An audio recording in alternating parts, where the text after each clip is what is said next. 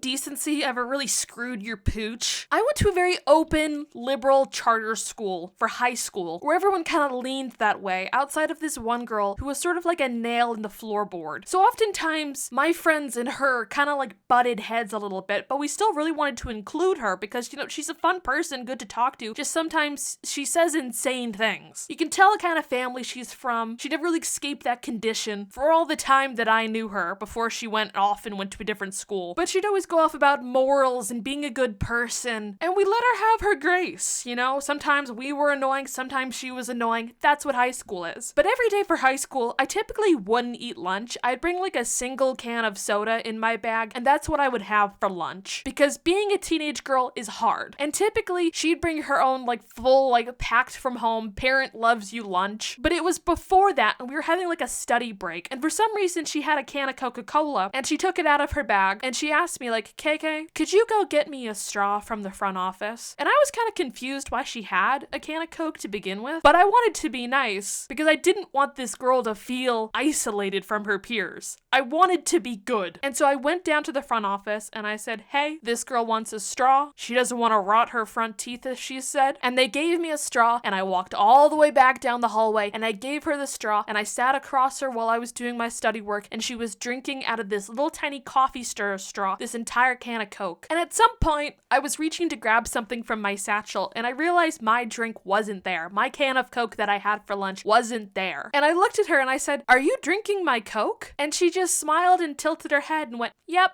Pranked you. Man! I was like, that's not a prank. You just stole from me. Sometimes I try to think back to that day and wonder if there's anything that led up to her doing that. It's been years and I have come up with absolutely nothing. Last I heard, she's now dating a woman. So perhaps down the line that behavior caught her a real baddie. One can only hope.